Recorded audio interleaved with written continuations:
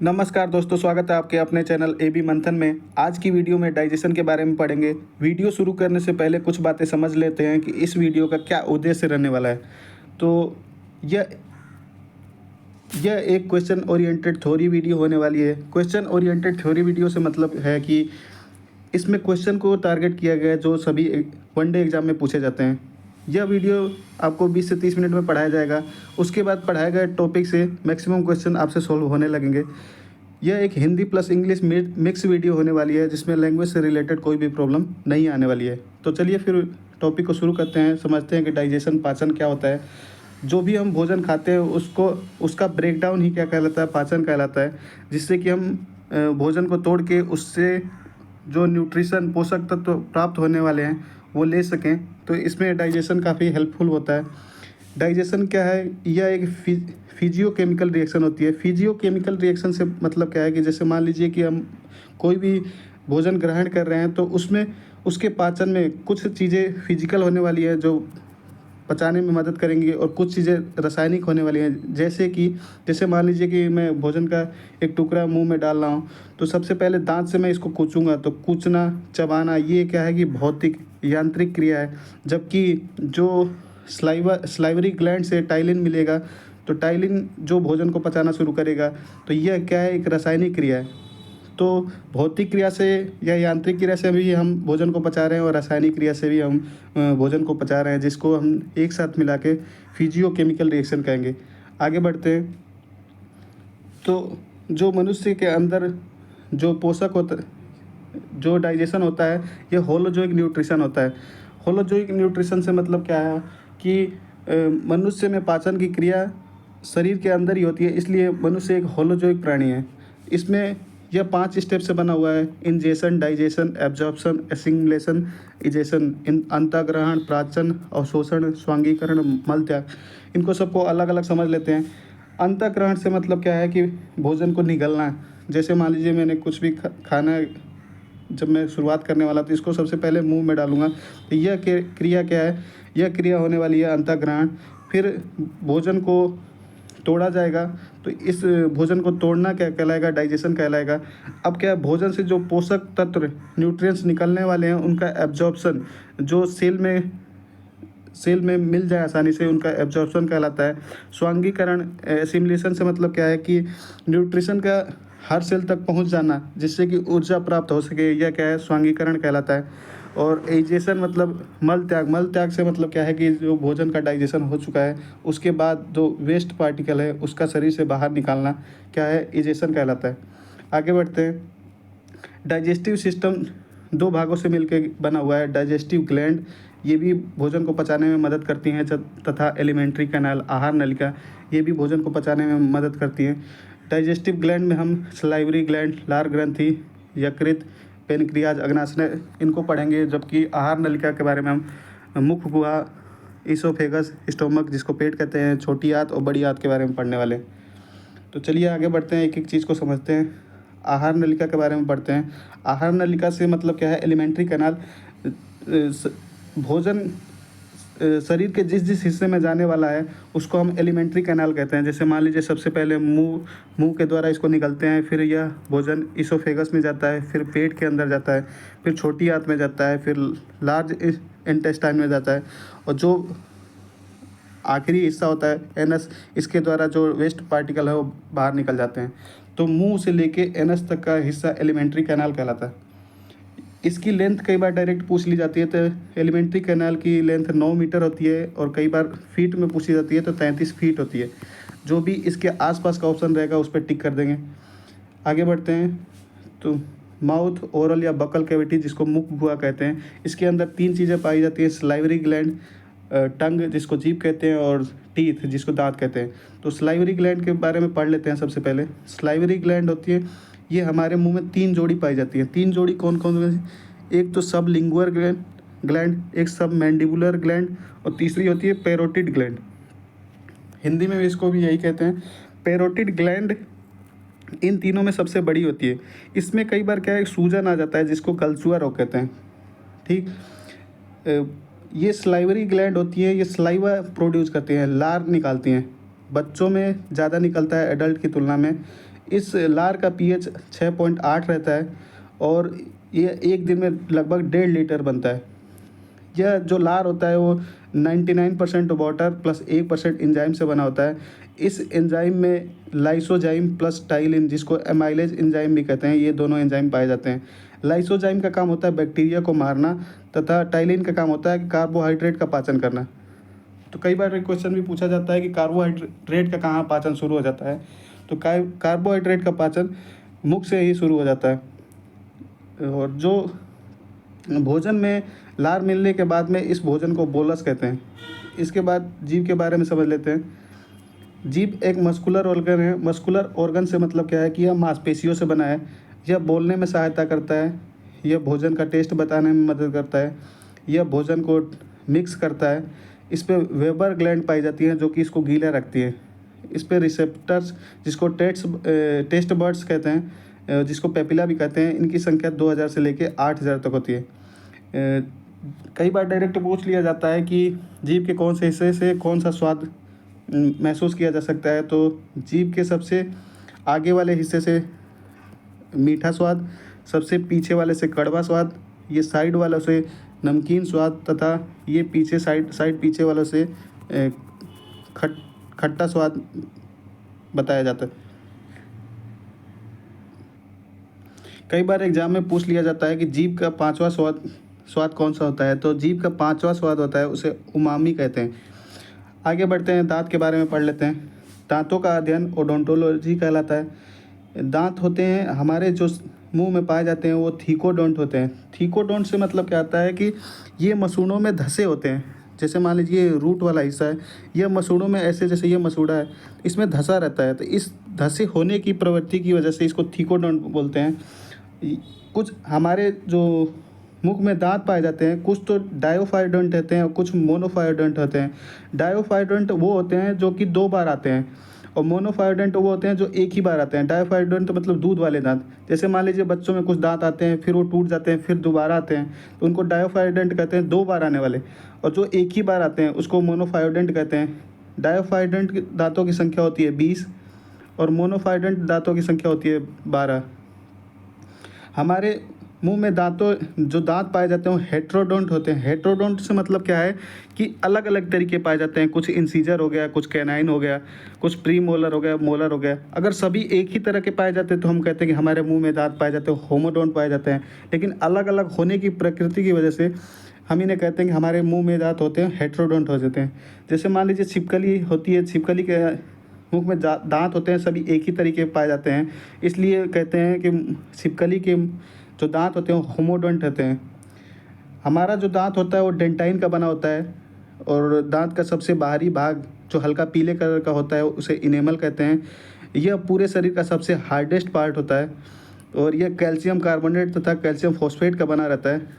अब आगे dentine formula पढ़ लेते हैं। डेंटाइन फार्मूला जैसे अडल्ट में होता है 2, 1, 2, 3, तो इसको बोलते हैं इंसीजर, कैनाइन, प्री मोलर और मोलर। तो जैसे मान लीजिए कि ये ऊपर के दांत हो गए, ये मान लीजिए नीचे के दांत हो गए।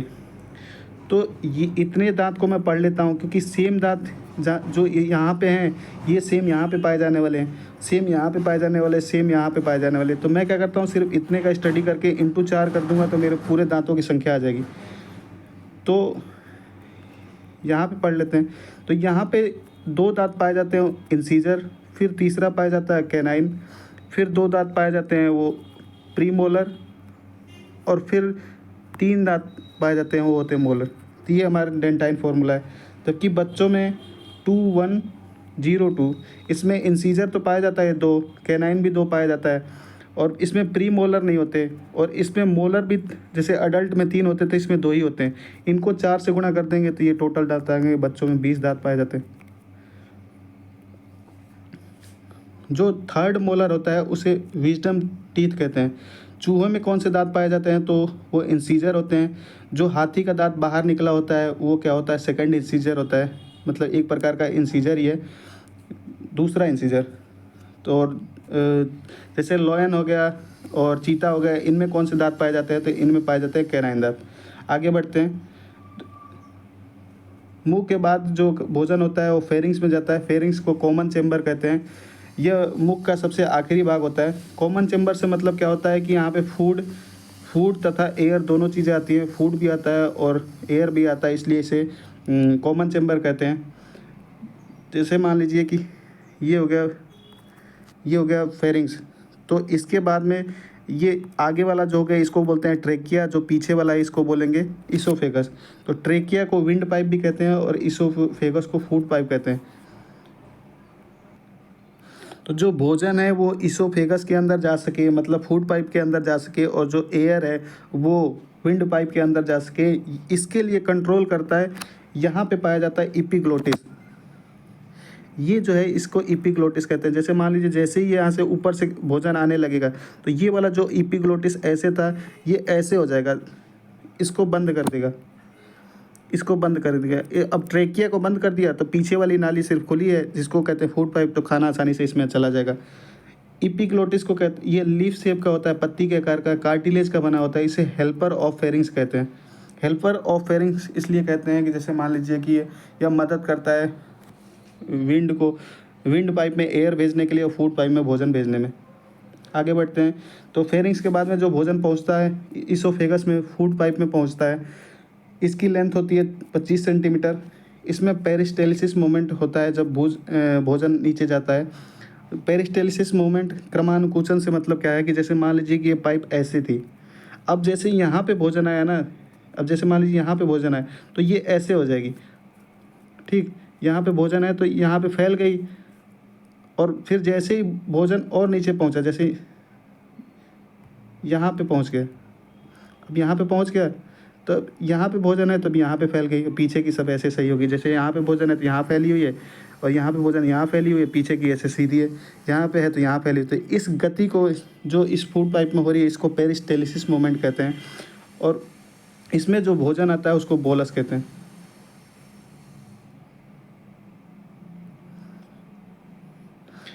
पेट के बारे में पढ़ लेते हैं। तो पेट क्या होता है, जे शेप का होता है। ये इसमें खाना 4 से 5 घंटे रुकता है, और ये इसके अंदर म्यूकोसा, जो पेट के ये आंतरिक दीवारों पे म्यूकोसा पाई जाती है जो कि OH रिलीज करती है। हमारे पेट के अंदर कार्डियक से HCl रिलीज होता है। तो HCl क्या करता है कि पेट की आंतरिक दीवारों को जला न दे, इस जलाने से बचाने के लिए म्यूकोसा OH रिलीज करती रहती है, जिससे पेट की आंतरिक दीवारें सुरक्षित रह सकें। जो पेट में भोजन आता है उसको काइम कहते हैं।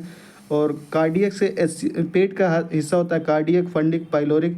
तो कार्डियक से HCl रिलीज होता है जो कि पेप्सिन को भी एक्टिवेट करता है। HCl क्या करता है, बैक्टीरिया को किल करता है और पेप्सिन को एक्टिव करता है। फंडियक में पाया जाता है रूजी, जो कि भोजन को रोकने में मदद करता है। जैसे मान लीजिए 4 से 5 घंटे जो हमारे पेट के अंदर भोजन रुकता है वो इसी की वजह से रुकता है। पाइलोरिक के अंदर गैस्ट्रिक ग्लैंड पाई जाती है जिससे गैस्ट्रिक जूस निकलता है। इस गैस्ट्रिक जूस में रेनिन तथा पेप्सिन पाया जाता है। रेनिन का काम होता है दूध को दही में बदलना, और पेप्सिन का काम होता है प्रोटीन को पेप्टोन में बदलना। इसके बाद भोजन पहुंचता है छोटी आंत में, और उस छोटी आंत में बाइल ग्रहणी के अंदर बाइल जूस जाता है। तो बाइल जूस के बारे में पढ़ लेते हैं, कहाँ से निकलता है, कहाँ स्टोर होता है। और उसके बाद उसी ग्रहणी में ही पेनक्रियाज से अग्नाशय रस जाता है, तो पेनक्रियाज के बारे में भी पढ़ लेते हैं। फिर छोटी आंत के बारे में पढ़ लेंगे। तो लीवर के बारे में पढ़ते हैं। लीवर के अध्ययन को कहते हैं हिपेटोलॉजी। यह पूरे शरीर का सबसे बड़ा ग्लैंड होता है। इसका वेट 1.5 किलो होता है। यह इसमें रीजनरेशन पावर सबसे ज़्यादा होता है। पूरे शरीर में सबसे ज़्यादा पुनर्निर्माण की प्रकृति होती है, इसी के अंदर होती है, और सबसे कम होती है वो न्यूरॉन के अंदर होती है।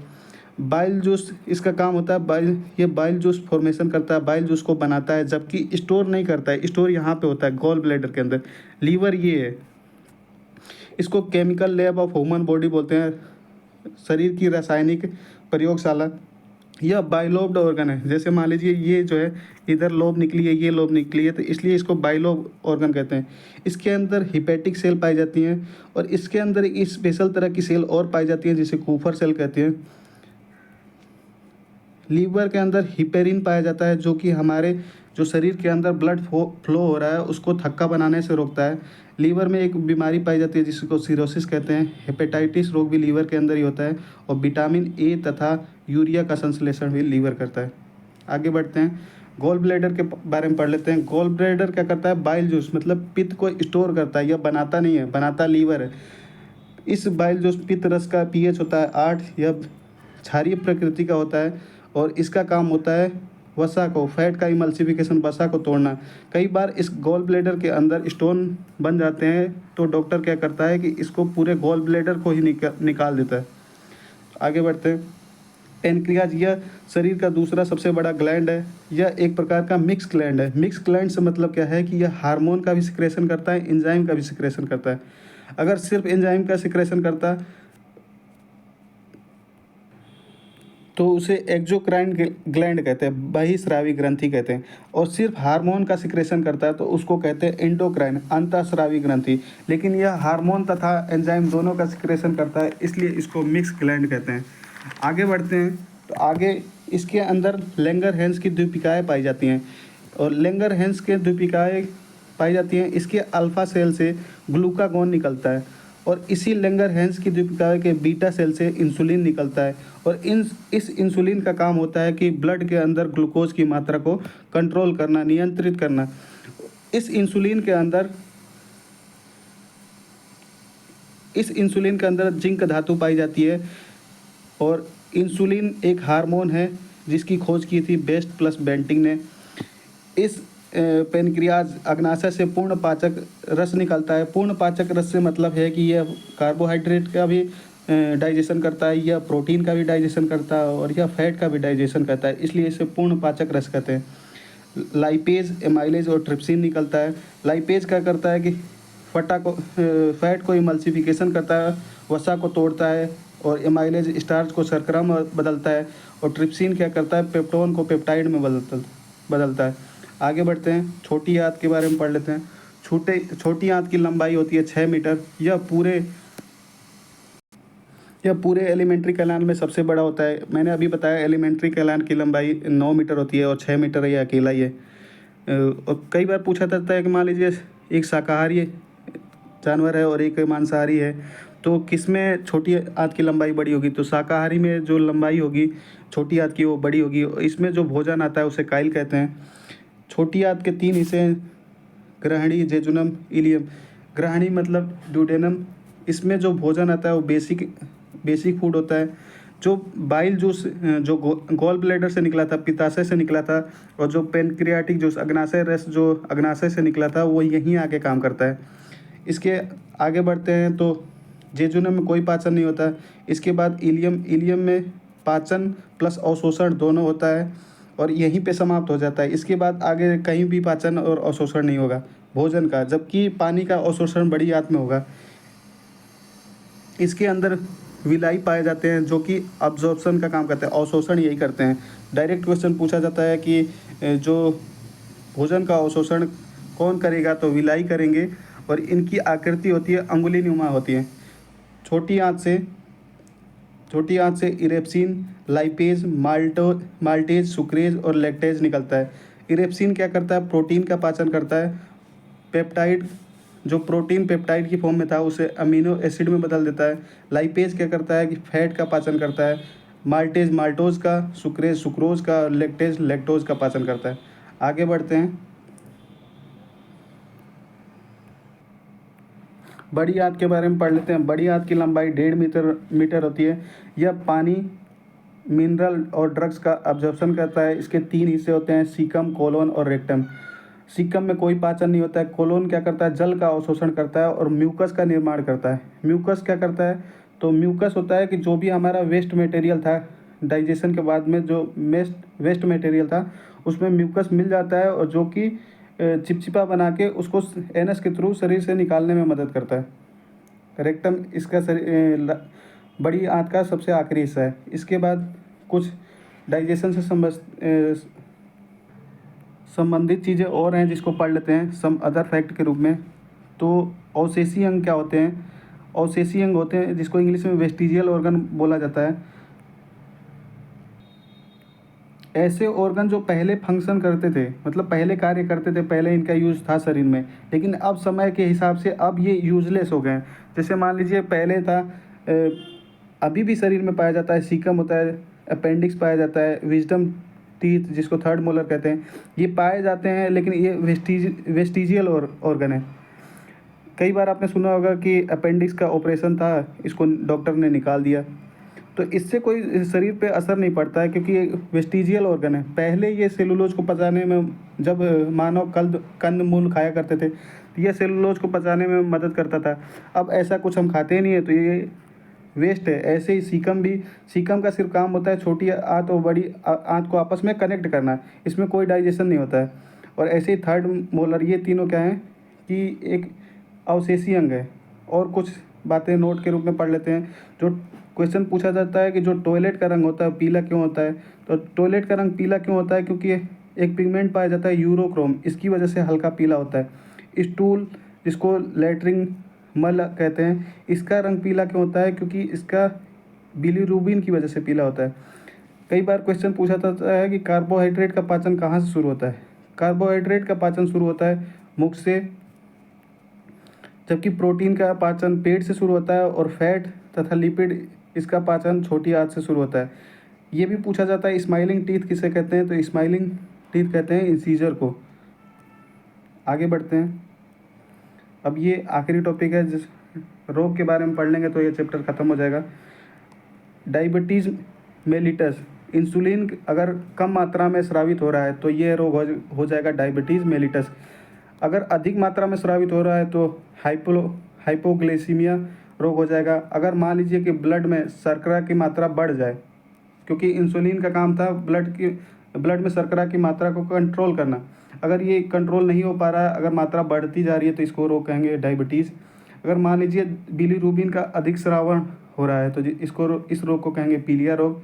अगर मान लीजिए बड़ी आंत में जल का अवशोषण ना हो पा रहा है तो इस रोग को कहेंगे डायरिया रोग।